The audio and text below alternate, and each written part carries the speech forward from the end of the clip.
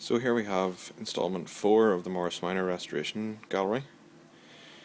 As you can see, I've taken off the rear passenger side outer wing, and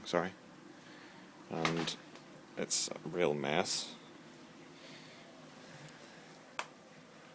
Go down there towards the spring hanger, and there's not much metal which to weld to,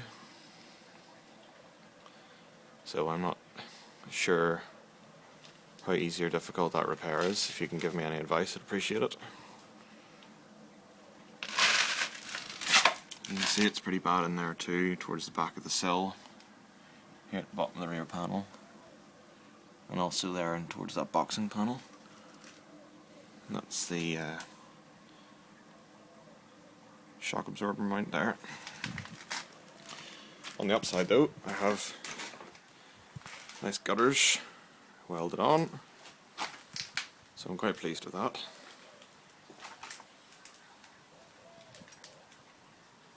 Those were pretty tricky getting the old ones cut off,